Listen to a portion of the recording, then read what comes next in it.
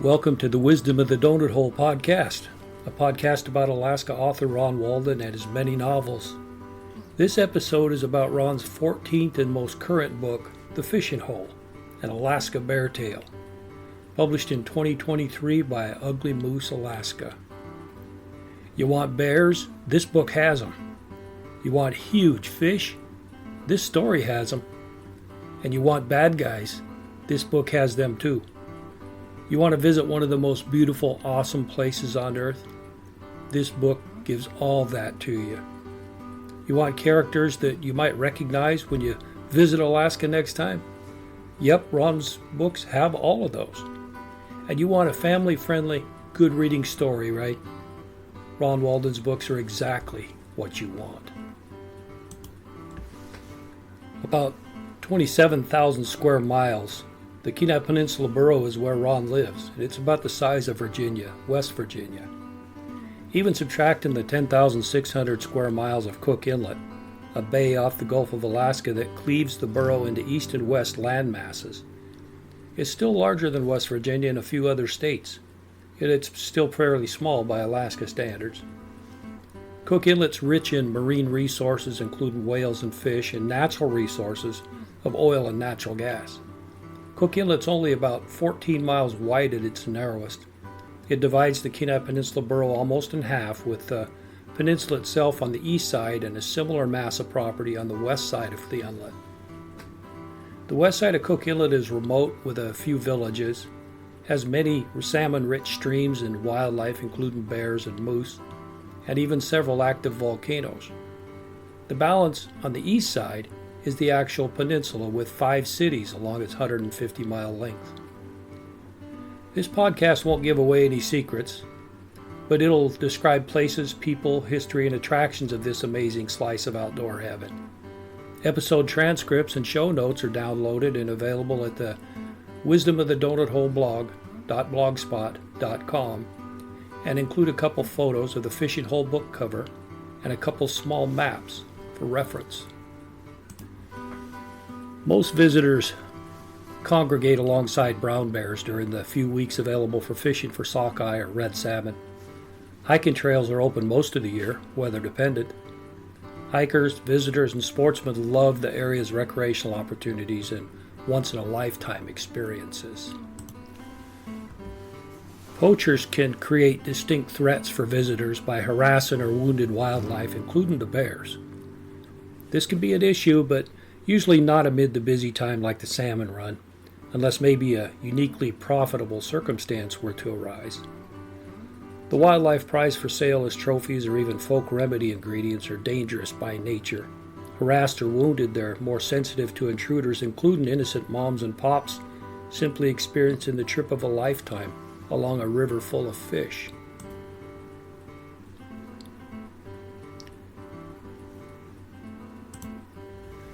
But bears are as opportunistic as any poacher. They learn bad habits quickly. When they profit from it, they continue with bad habits. Improperly discarded fish waste is easy for them to get. A fish on a fisherman's line is an easy pickings for them. Maybe they're stalked or harassed for nefarious purposes, and many of us just don't notice that. Predators dislike being stalked, and they can get pretty testy and aggressive. Greedy folks taking too many fish reduce opportunities for honest folks, and that can actually diminish stocks. Some poachers might not even realize that's what they are. Some sell canned or smoked salmon illegally in Alaska and even at swap meets around the country. Criminal professional poachers take advantage of the bounty, not only as a unique experience, but as a criminal enterprise that can eradicate wildlife and maybe even endanger recreational users. Poaching generates millions in illegal profits annually. The Dena'ina are the Kenai Indian tribe's ancestors. They recognized the abundance of the place they called Yaganin, the Good Land. They settled along the banks of its rivers and the Takatnu, which is identified today as Cook Inlet, after Captain Cook's voyages here. Today, Kenai partners with the Chugach National Forest to preserve and protect the site at the Quebec or Footprints Interpretive Site near the Kenai River. Members share their traditions and culture with visitors with interpretive walks during the summer months. It's a nice break from fishing and an enjoyable experience. The Director of Government Affairs for the tribe emphasizes there's more to the Kenai Peninsula than fishing.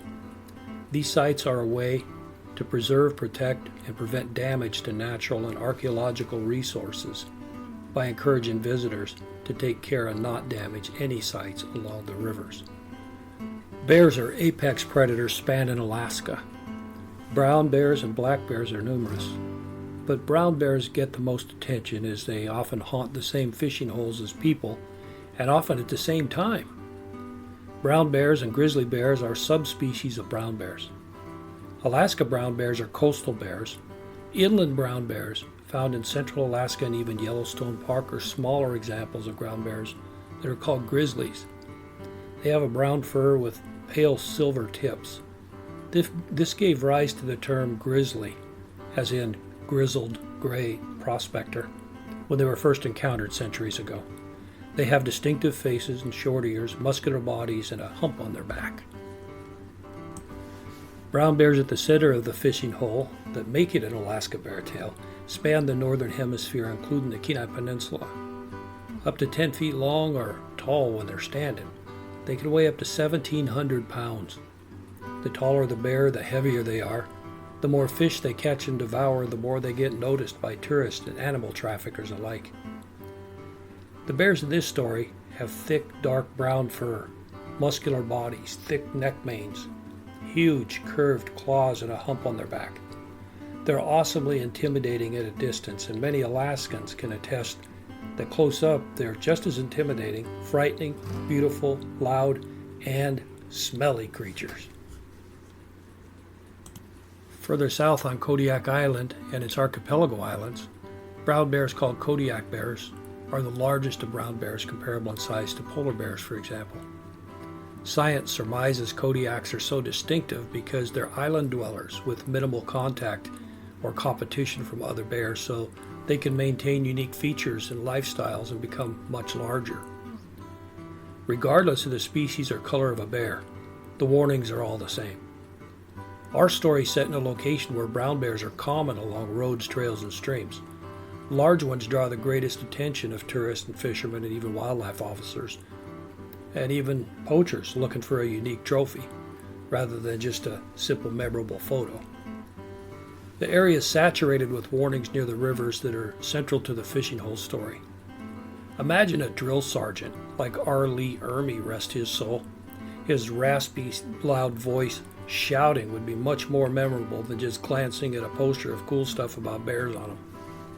These are some of the real warnings.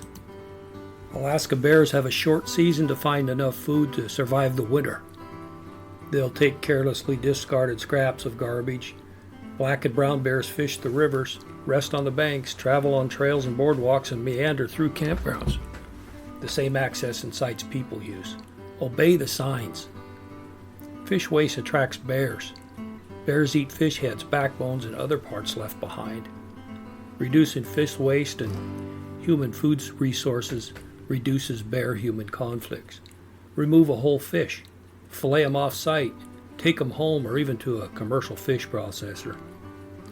If you must fillet on site, use the cleaning tables at the Kenai River confluence or at the ferry landing. After you fillet them, cut the carcasses into small pieces and toss them into fast-moving currents. Common sense is posted very clearly too. This is not a safari park or petting zoo. This area is not managed for bear viewing. Do not approach or follow bears. Do not behave in ways that cause conflicts with people or bears. Imagine that drill sergeant in your ear, and you won't disregard the warnings. Being in the same space as wild animals, including moose and bears, carries inherent risks.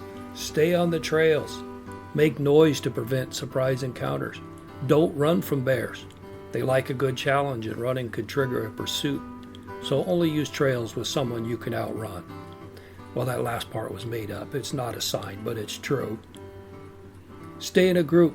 Keep the kids close. Carry accessible bear spray and be prepared to use it. Always follow regulations. They're designed to protect you, your family, and the bears. Immediately report any bear encounters to agency or staff. The drill sergeant has a few special instructions for anglers. Don't let a bear get a fish from your line. If a bear approaches you and you're reeling in a fish, cut the line. Don't let bears get an easy meal of fish waste either. Bears will learn bad habits and it's dangerous to other people. Carry your catch out whole or chop it into small pieces and toss the waste into the fast moving water. He also has messages for campers. Keep your area clean, keep a camp clean, store attractants in bear resistant containers or in your vehicle. Follow advice and warnings as posted. Bears may be encountered, but most likely not as dangerous when obeying posted warnings. Gee, you think? How much clearer could it be? Drill sergeant or not, read the signs, obey the signs. It's actually pretty simple. Now back to the story about how the book became a story. First of all, it's important to know that coming to Alaska is a pleasurable thing. You don't have to be afraid of the bears. You don't have to be afraid of poachers. But you do need to read Ron's book. The Fishing Hole and Alaska Bear Tale is fiction, but it's based on fact. There are large bears there. There are small bears there. There's lots of fish. It's a beautiful place to see. You can't go wrong by visiting. So obey the signs, take a hike, enjoy it, get lots of pictures, and visit Alaska. Again, there are no spoilers in any of these podcasts. Just background information, some history, a bit of geography, help you know where you are. Description of some of the characters and other bits of info that's likely to make you really want to visit Alaska. Our author of Alaska True to Life Crime and Other Stories, Ron Walden, has been a hard rock miner, carpenter, salesman, business owner. He relocated to Alaska with his wife Betty in the early 1970s, where they built their log home in Soldotna, and he learned to fly. Ron retired from the Alaska Department of Corrections and worked as a security officer along the Alyeska pipeline. Now he spends his free time riding, fishing, and building furniture for friends. And coffee. Ron loves coffee. No day has begun until after the Geezer Squad has had their coffee at his table. Alaska's been his home for over 50 years, and he's never going to tire of it. Ron's someone that doesn't understand technology, doesn't want to understand technology, nor does he want to use it. It comes with too many of problems of reverse employer-employee relationships. It's needy, always slowing them down with silly tasks like click save, Ron. Update programs, Ron. Replace those end-of-life programs, Ron. Reload the printer, Ron. Fill that ink, Ron. That sort of thing. Ron prefers that tools do his bidding, like a hammer or a saw or even a coffee maker. He's never micromanaged good employees. A computer, though, requires micromanaging. It's a forced necessity and not so much a good employee. To hear more about Ron, listen to our podcast trailer, An Introduction to the Wisdom of the Donut Hole and to Ron. Then listen to episode 1, part 1, to hear Ron's biography as he grew up in North Idaho. Listen to episode 1, part 2 to hear about where he grew up. You'll enjoy him and you'll know Ron a little better when you're done. He's a big believer in the meaning of the wisdom of the donut hole, hence the title of this podcast. He encourages everyone to appreciate what they have and to choose optimism over pessimism. As kids, we heard it often, and it goes like this. As you ramble through life, brother, wherever be your goal, keep your eye upon the donut and not upon the hole. The Fishing Hole is one of more than a dozen exciting family-friendly books Ron's written. They feature crime and adventure stories loaded with Alaska places, bursting with backstories of history, recreational opportunities, characters, and plots of interest to all ages. There's no gratuitous violence or rough language, just good stories readers of any age can enjoy. These podcasts take you to real places, meeting composites of characters featured in his books and how they became those. Our goal is to post a new episode monthly, if not more often. Ron's books are available wherever books are sold, including your hometown bookstores and online. Go to ronwalden.com, booksamillion.com, barnesandnoble.com, and others if you want to order online. Ron's arranged special pricing for wholesale buyers ordering through Ingram Spark, Ask for his books if you don't see them on shelves of your favorite store, and thank you for giving us a try. Back to poaching, tourism, and history. The Fishing Hole in Alaska Beartail is a story of resources that encourage tourism and provide subsistence hunting and fishing for indigenous and other Alaska residents. Visitors can hunt and fish with proper licensing. Some of the areas in this story have size limits that are almost unbelievable. In some places, a fisherman might not be able to keep a rainbow trout under 30 inches in length or a salmon under 50. The world record king salmon caught on rod and reel was caught in the Kenai River near Soldotna in 1985. It was over 97 pounds, and the record still stands. This book's setting is primarily near the confluence of the Kenai and Russian rivers. Salmon fill those streams by the hundreds of thousands. Pacific sockeye salmon, known by anglers as reds or red salmon, are a smaller species of Pacific salmon. They're 18 to 31 inches long and weigh between 4 and 15 pounds. Seagoing sockeye are prized for their firm, bright orange flesh. They live in the ocean but return to fresh water to spawn. They spend about 4 years in fresh water and up to 3 years in the ocean. In Alaska, most sockeye return to spawn in June or July to the same area where they hatched, usually freshwater drainages or lakes. Spawning in rivers and streams and areas along lake beaches, a female deposits 2,000 to 5,000 eggs in depressions made by digging with her tail over several days. The depressions are called reds, with 2 Ds. This may be where the nickname red salmon comes from. Bears love them too, and they fish in their own unique way at their own pace, side by side with fishermen on the riverbanks. Among the good folks enjoying the resources and beauty of the area, sometimes not so legitimate trophy hunters, poachers, and animal parks traffickers could be lurking about. More of a threat to wildlife than fishermen, they're not so friendly towards the Alaska Wildlife Troopers though. They like to blend in and mingle with fishermen. They take what they want wildlife-wise, regardless of size or quantity, not causing a scene or drawing undue attention. Regulated trophy hunting really isn't poaching. It's controlled and regulated under prescribed criteria. Areas, animal size and sex, and seasons are all designated. Unlike poaching, hunting is based on scientific management. The season isn't open during the salmon fishery when the large bears are so easily found. Managed properly, hunters taking animals properly can help improve populations and actually reduce the number of animals taken. It's worked for Alaska big game and even internationally. Hunting's an important tool of wildlife management. Alaska has seasons and regulations for subsistence users to pursue food year-round as well. This might be moose, caribou, fish, or even whales and bears. The seasons are carefully and cooperatively managed to improve populations and sustain subsistence needs and discourage poaching. Most poachers don't need an animal, they just want an animal. They sell ill-gotten trophies through illegal wildlife trade, often operated by dangerous criminal networks. There's huge profit in providing illegal hunts and black marketing, even whole animals, sometimes just parts.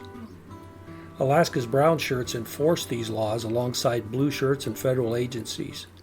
They enjoy their days with tourists and recreational users and remain vigilant to illegal acts and look out for the safety of the visitors. The Fishing Hole in Alaska Beartail is about a suspected killer, an accused violent offender on the loose along the glacial beauty of the Kenai River on Alaska's Kenai Peninsula. Near the Cooper Landing in the Kenai River Canyon, it's tracked by wildlife officers. It's a fugitive that's unaware how close he might be to being caught or worse, terminated by criminal poachers on his trail seeking a trophy just like him. He's a fugitive like no other, big, savage, probably innocent. Follow clues in this story of the brave officers tracking, even protecting unusual elusive foes like this in Alaska's wilderness, as they learn the truth of actually who's good and who's bad along the way. Again, this is an exciting family-friendly story. Alaska's amazing mountains, waterways, fish and wildlife, they all provide backdrops and characters, that draw readers into the stories Ron writes. This is a land everyone should visit at least once in their lifetime. In this story, follow officers Betty Holden, Lee Goddard, and Sergeant Ted Wilson as they solve this unusual case. Ron's dedication of the fishing hole reads, "I dedicate this novel to all the professional officers of the Alaska State Troopers and Alaska Wildlife Troopers who give so much of themselves to protect the citizens and wildlife of the great state of Alaska. It's this selfless dedication to duty that allows the rest of us to live in peace and safety. I thank all of them in memory of my late wife, retired Alaska Fish and Wildlife Officer Betty L. Walden." Next time you visit Alaska, go downtown in Anchorage and tour the Alaska State Trooper Museum. It's small, but it is packed full of history on Alaska's law enforcement from territorial days to today. Look around and find the display remembering Betty, one of Alaska's first female fish and wildlife officers. When you visit Alaska, this museum is a must-see. Ron Walden's connection, how a book evolved from experiences and memories. Ron didn't work for Fish and Wildlife or Alaska State Troopers. His wife Betty was one of the first female fish and wildlife officers in the state of Alaska. Her involvement with that state office created good relationships with officers across the state. They were either frequently at the Walden house for coffee, or he'd be at their office for coffee with Betty. The officers and their families attended Betty's backyard birthday barbecues that Ron put together every spring. When she passed away, it left a pretty large hole in many people's lives, and unfortunately many of her co-workers have passed on since as well. She enjoyed watching moose from the back deck. Visitors and tourists alike enjoyed coming by to sit on the deck and watch moose wander in the yard.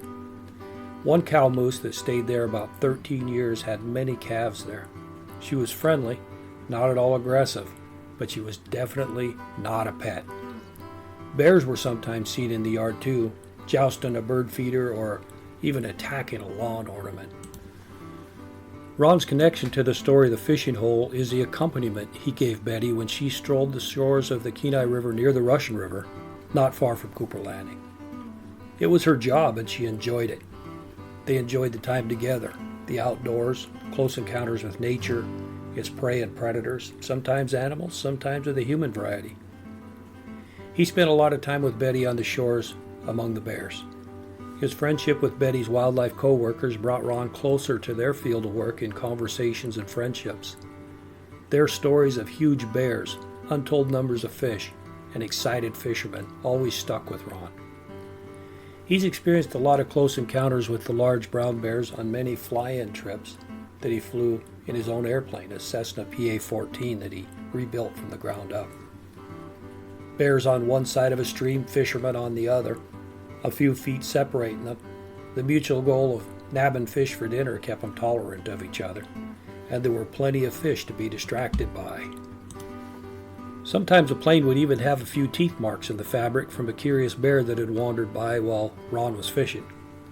Taking off from an oceanside beach and flying over a swampy river delta revealed massive bears. Massive in quantity and massive in size. Some would stand swat in the air as planes took off over them. Ron always marveled at these giants and enjoyed showing others Alaska's fish and wildlife. While office work was a reality for Alaska wildlife troopers, patrolling and meeting people is actually what Betty loved the most. The job just happened to be along one of the most beautiful rivers in the world, 50 miles from lake to ocean. Amazing sights amid the most majestic mountains in the country, alongside the largest bears in the country, except polar bears further north and Kodiak bears a couple hundred miles south. Bag limits and possession limits were often disregarded in the rush to catch fish. Same with regulated types of fishing gear. People sometimes fudge that too, snagging with lead weight treble hooks rather than fishing with a single bear hook. Betty would sidle up to someone that had obviously exceeded a limit or she'd seen snagging fish. Wearing a brown jacket, she'd clearly display wildlife enforcement emblems. She'd comment on the abundance of the day's catch skewered on a stringer at the feet of a fisherman. They'd respectfully acknowledge her as a curious grandmother, not so much as an enforcement officer. With a sheepish smile, they'd admit they had too many fish, offering thin justifications saying they needed a few extras to send to relatives. She'd ask them to reel in their line, show the license and ID, then she'd confiscate the fish and issue a ticket. Offenders often apologized, more embarrassed than angry. They'd sign the summons and sometimes even carry the illegal catch to her marked brown shirt truck. They might even open the door for her and thank her, then pack up and drive away, probably back to Anchorage. But they'd see her again at their court date, that's for sure. A good friend of Ron's built airplanes with them and had once been a territorial officer before Alaska became a state. This guy had a dry sense of humor that could keep a situation manageable when he used it practically. He sometimes sat quietly in the brush behind fishermen, watching them wading near a riverbank, reel in fish after fish, mostly snagged, not hooked legally. Feigning he was a fisherman looking for a good spot, he'd whisper, "Man, it looks like you're doing pretty good." The fisherman would whisper back, "Amazing. I know I have too many, but I ain't stopping. Come on over." The officer would whisper back, "I'm going to have to cite you, maybe even arrest you." And then he'd stand up, revealing his uniform and badge. The surprised fisherman would whisper back, "Then why the hell are we whispering then?" The officer responded in a whisper of his own, "Less stressful that way." Betty, like other officers, could be summoned to a car versus moose accident on a highway or along a country road, where a moose might be badly injured. She'd call a charity from a list and request a state trooper to investigate the accident. She could dispatch an injured moose with a revolver from pretty impressive distances, above riverbanks from a bridge, a long shot from a narrow road in deep snow. She was quite a shot, smart and fair too, and as tough as any officer. She'd wait for the charity as a blue shirt investigated the accident and issued any citations to drivers. With the charity on scene, she'd provide light to dress the moose by, and a warm truck if the cold was too biting. A charity list is a roster of folks needing food or simply willing to salvage a moose in cases like this.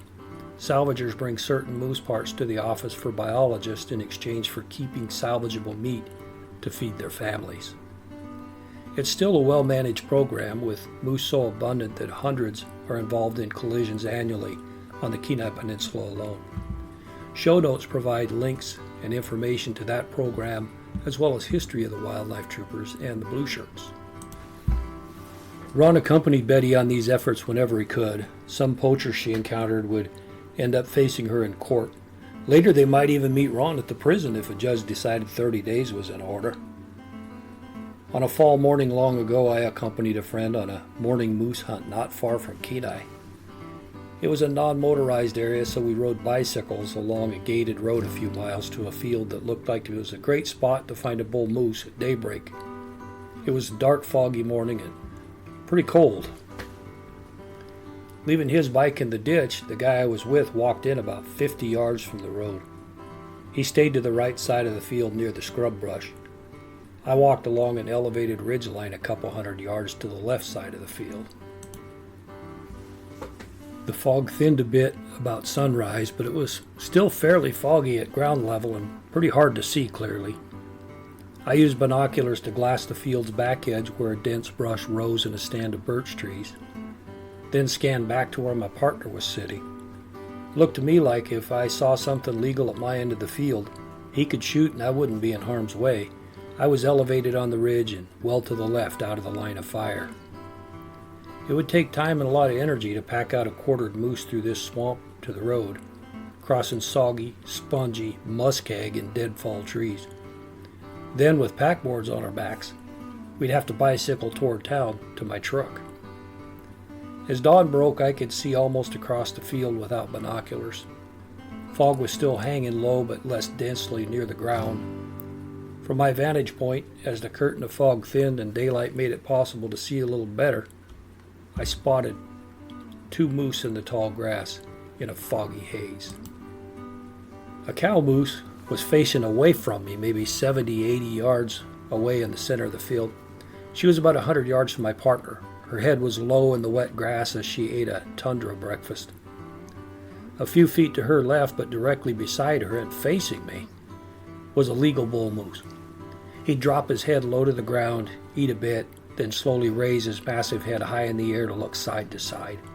First over the rump of the cow in the direction of my partner, then back to where I was before lowering his head and antlers to pull up more grass and grains, periodically poking his head up to scan the area. The cow did the same thing, except when his head was up, hers was down. Guess they were kind of looking out for each other, maybe. I could barely see my friend at that point. When the bull dipped his head, I waved at my partner, signaling not to shoot until he was sure it was a bull. I used my best hand antlers and a finger across my neck while waving my head no, shaking it violently. And I was waving my arms in front of me like a baseball umpire and indicating there were 2 moose with my fingers in the air. This either meant something different in his Midwest mind, or I wasn't frantic enough. I was sure he misunderstood, so sure that I yelled, "Don't shoot!" Later I realized I may have been giving third base coach signals that said it's a legal bull with hand antlers. Kill it with fingers across my neck. It's safe, waving my arms like an umpire, so he stole home and shot it. When that bull put his head up, as I yelled and the cow had her head down, in the fog he said he saw the body of a moose with the head and antlers of a bull. He thought there was 1 moose there, so he shot it. I hollered to stop shooting and ran down the ridge towards him. The bull moose ran into the birch trees and scrub brush at the far end of the field, never to be seen again. The cow had fallen to the ground, so I hollered at my partner that he did shoot a cow. We met in the center of the field next to the cow. He looked stunned, saying, "I know it was a bull. I looked at it through my scope. I saw 1 moose there with antlers." He was sure 30 days was going to be his likely sentence. I explained the view from my vantage point. It was 2 moose, a cow standing closest to him, the bull behind the cow. When the bull lifted his head, it may have looked to him to be a single bull moose. Right then I knew we had to get Fish and Wildlife involved, because it's not okay to shoot cow moose. I slogged to the road, got on a bike, and rode about 2 miles to a paved road, then another mile or so to an airport building that had a phone. I called the wildlife trooper office, asked him to send an officer to meet me. He showed up to drive me to the site. I explained the situation. I knew him well, and I still do, and he's a really good man. I loaded the bike into the back of his truck next to a 3-wheel ATV, and off we went. He had a key to the gate, so we were able to get through and drive to the field where my partner waited. When we stopped, my friend came from the field to announce he'd finished dressing out the moose. We just had to put it in meat sacks and pack it 100+ yards to the road. Since this trooper worked with my stepmom, Betty, I presumptively remarked how nice it was to have that ATV right here to help make packing it out so much quicker and simpler. It was dead silence except for mosquitoes and biting white sock flies that swarmed around and bit our uncovered hands and heads. Many years later, this trooper would become Alaska's Commissioner of Public Safety, leading the Alaska Department of Public Safety, including Alaska State Troopers and Alaska Wildlife Troopers. He looked at me, then at the ATV, then at my friend who'd shot the wrong moose, then more seriously at me before saying, that's not how this works. You two pack that out here like you would have if it were legal. I'll wait for you, and we'll drive it out to your rig, but the 3-wheeler is not an option. Then he climbed into the truck and was no longer being eaten alive by mosquitoes and biting flies. We packed the moose through flies, mosquitoes, and wet, spongy muskeg and deadfalls in 8 trips. We put it in his truck next to our bikes and the idle ATV. He took us to town where we moved our bikes into my truck.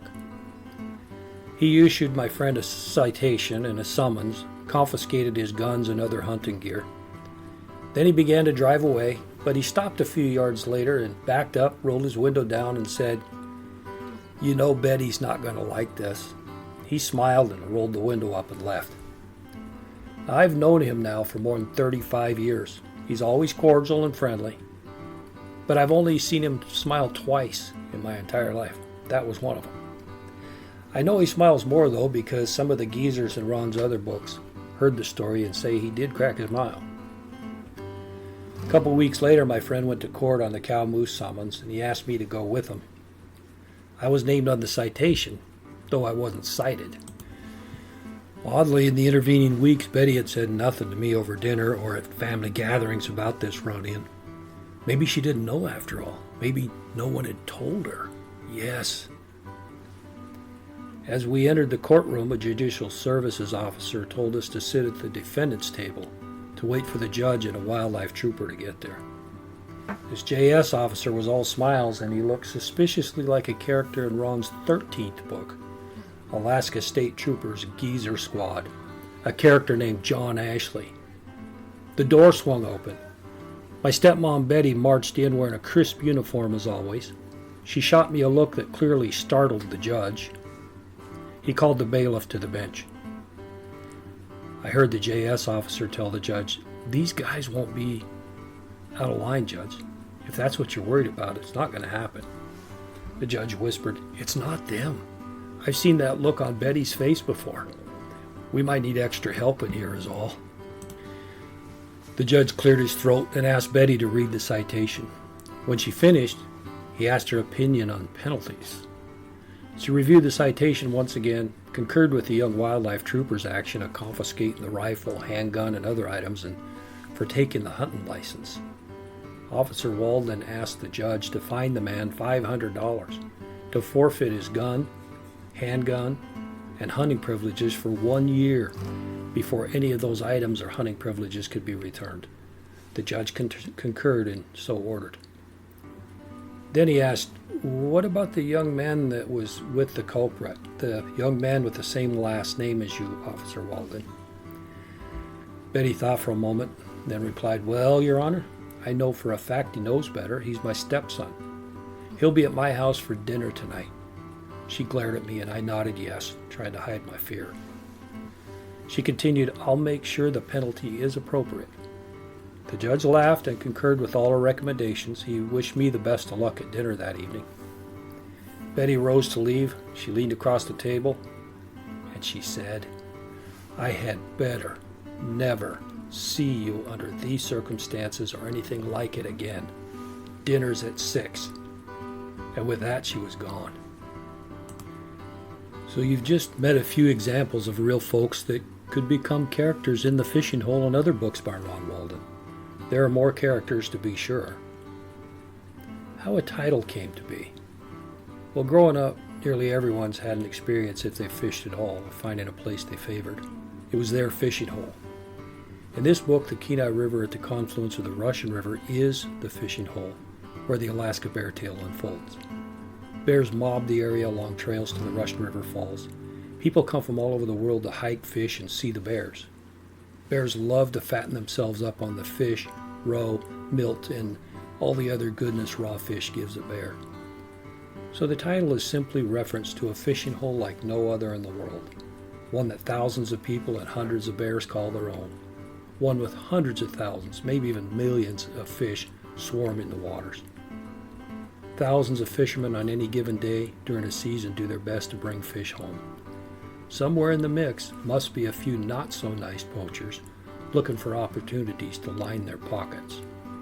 So when you see this book called The Fishing Hole, an Alaska Bear Tale, maybe it's defined just a little better now.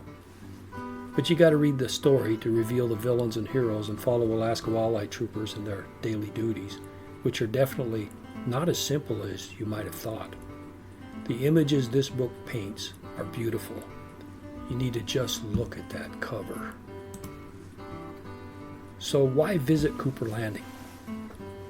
Cooper Landing is a place to visit if you'd like to enjoy a float trip of a few hours, or even longer for a float through the Russian River confluence with the Kenai River down through the Kenai River Canyon below an area called Jim's Landing and on into Ski Lac Lake. Show notes at wisdomofthedonutholeblog.blogspot.com have links and information, including some history of why those names exist, Jim's Landing, Ski Lac, and what the trip might be like. For salmon, huge rainbow trout, and to watch for wildlife, Archaeology sites along the canyon are preserved out of respect for Alaska natives that seasonally migrated to and from the canyon due to fish populations.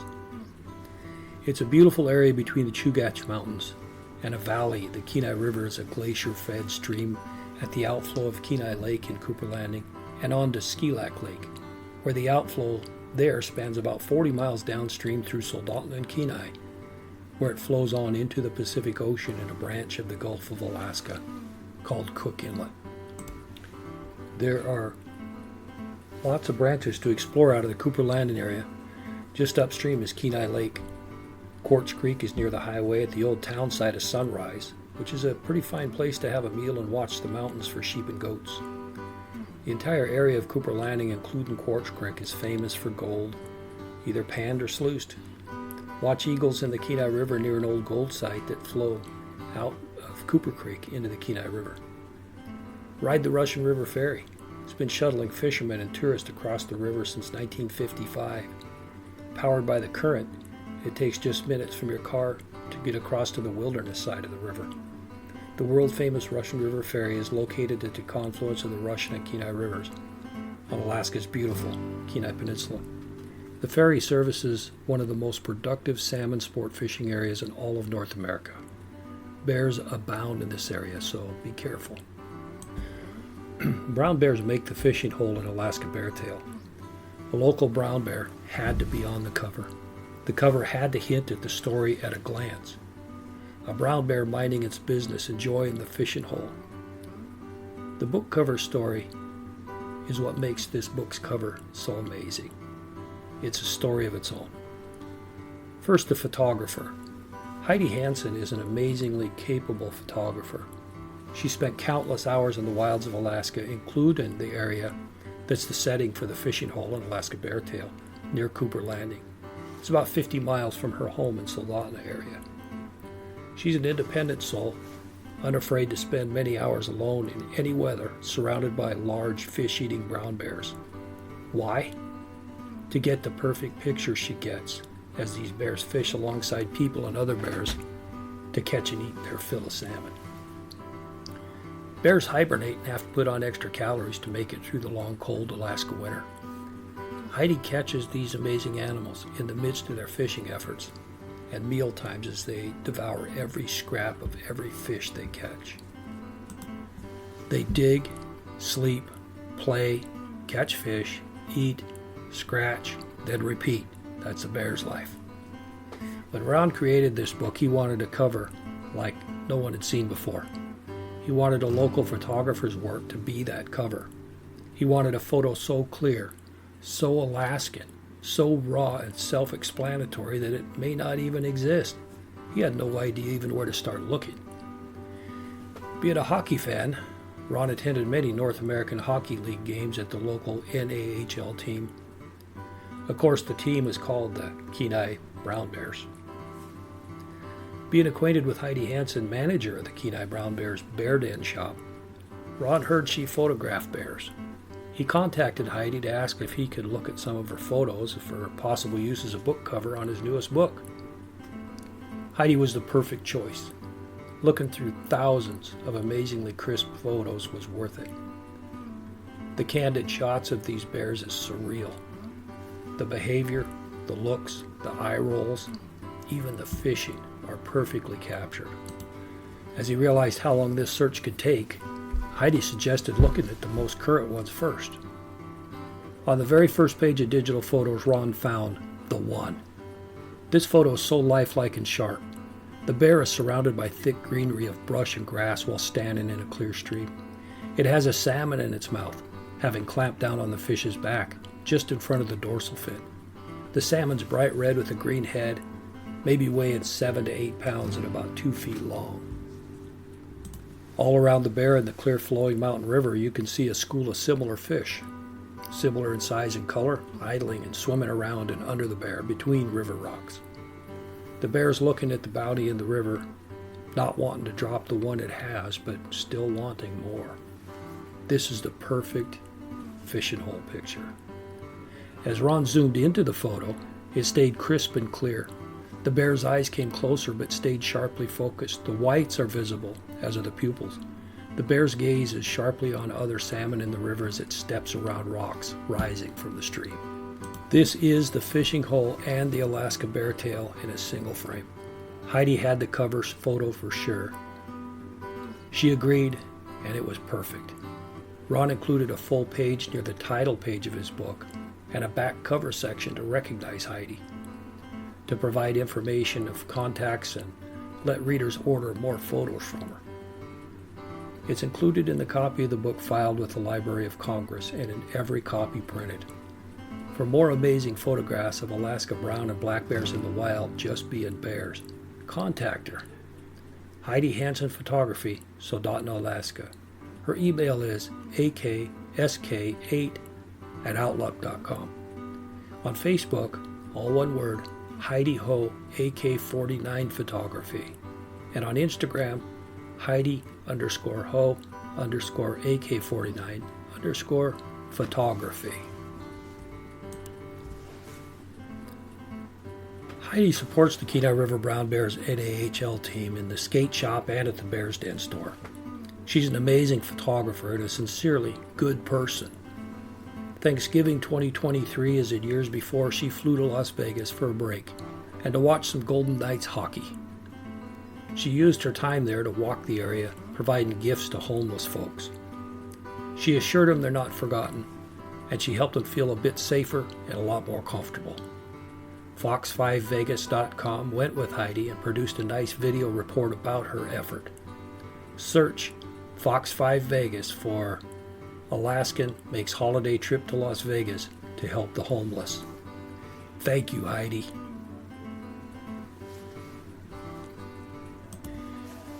This new novel, The Fishing Hole and Alaska Bear Tail, is on sale wherever books are sold. Check your hometown bookstores and online, including ronwalden.com, booksamillion.com, barnesandnoble.com, and many others. Ask for them if you don't see them. Now, the next time we intend to return to the beginning with Ron's very first novel from 1996, Cinch Knot, Pigs, Politics, and Petroleum, the multinational plot to nuke the Trans-Alaska Pipeline.